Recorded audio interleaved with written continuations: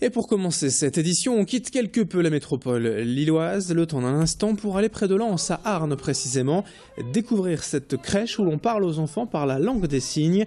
Avant que les petits ne se mettent à parler, ils utilisent leurs mains et cette méthode semble donc idéale pour communiquer avec eux.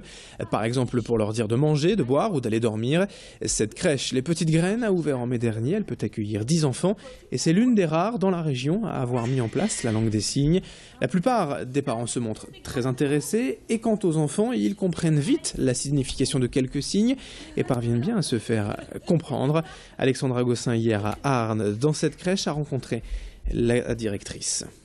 Certains enfants sont très réactifs, ça fait 2 semaines qu'on a démarré et certains signent déjà. Le « encore », c'est quand même le mot le plus utilisé par les enfants.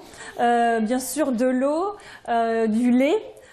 Ce sont vraiment des mots utilisés. Et puis les animaux, parce qu'il y a beaucoup de comptines avec des animaux et ça revient de manière très récurrente. D'ailleurs, quand on signe, les enfants nous réclament en fait les comptines qu'ils préfèrent. Donc on sait que Lilou, elle nous demande la tortue. Et elle fait ce signe-là pour avoir la comptine de la tortue.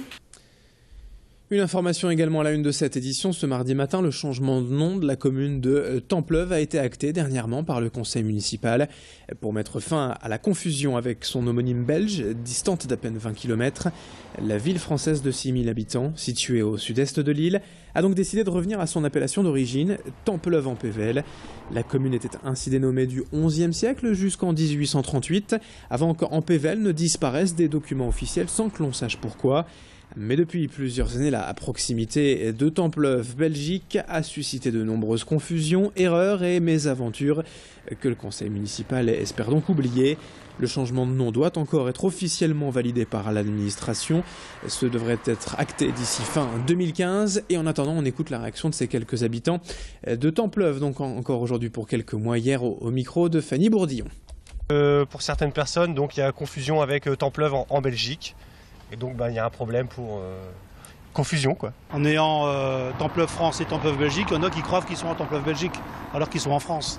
Et puis par contre je pense que ça va coûter un petit peu parce qu'il faudra changer tous les panneaux je suppose, donc il y aura sûrement des frais à faire. Le fait de dire Templeuve en PL, ça donne vraiment une idée de la localisation de notre ville, de notre village, quoi, notre petite ville. 7h33 en direct ce matin sur Grand Lille TV. Dans le reste de l'actualité aujourd'hui, quelques images de la traditionnelle semaine bleue réservée aux seniors lillois. Les festivités ont démarré hier avec un bal organisé au Grand Sud et au programme de la danse et un orchestre, des spectacles sur scène. Des retraités tout frais, d'autres un peu moins, ont pu danser sur des musiques de différentes époques. La balmusette, l'accordéon bien sûr, mais aussi la variété des années 70, 80 et 90 pour plaire au plus grand nombre. Les participants ont en tout cas été ravis. De nombreux danseurs ne se sont pas fait prier pour chauffer la piste de danse toute l'après-midi. Et notez que pour faciliter le déplacement de certaines personnes âgées, des bus avaient été mis à leur disposition. Bref, une belle journée pour entamer cette semaine bleue hier à Lille. Sur ces images signées Alexandra Gossin, qui a rencontré plusieurs de ces seniors. Ça maintient jeune. Quand on est vieux, on a que ça. C'est ce qu'il nous faut ici pour nous, les seniors. Et au contraire, c'est un bal très magnifique ici. Nous, on vient de Fives, alors on est contents.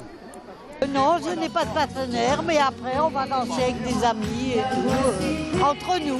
C'est l'occasion de pouvoir se rencontrer tous les clubs de la ville de Lille, de l'Homme et des Lemmes, parce que c'est une journée magnifique. Et c'est ce qui nous permet de rencontrer même des gens qu'on n'a pas vus depuis des mois et des mois. Maintenant en retraite, toutes les occasions sont bonnes, on ne pouvait pas faire ça en travaillant. Alors maintenant, chaque fois qu'il y a quelque chose, on peut profiter, on y va.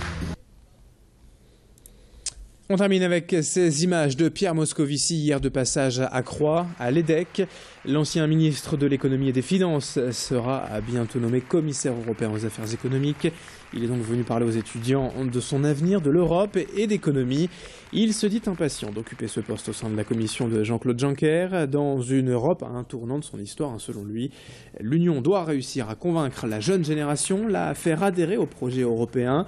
alors que le pessimisme semble prendre le dessus dans certains pays. Pierre Moscovici est aujourd'hui dans une obligation de réserve sur certains sujets, mais il n'en reste pas moins français et donc attentif à l'actualité nationale. Tanguy Lécluse a pu le rencontrer après cette conférence animée, vous le voyez, par les étudiants eux-mêmes. On écoute Pierre Moscovici sur Grand Lille TV. Moi, je pense qu'il y a à la fois toute une dimension culturelle qui existe toujours, éducative. La génération Erasmus, la capacité qu'ont les étudiants à pouvoir avoir des années de césure dans toute l'Europe, il faut multiplier ça encore. Mais il n'y a pas qu'une jeunesse éduquée, il n'y a pas qu'une jeunesse étudiante, il n'y a pas qu'une jeunesse qui a cette capacité formidable à voyager en Europe. Il y a tout simplement ces jeunes, parfois moins qualifiés, qui n'arrivent pas à trouver un emploi, un boulot. Et là, il faut vraiment se fixer un objectif très ambitieux pour les années qui viennent.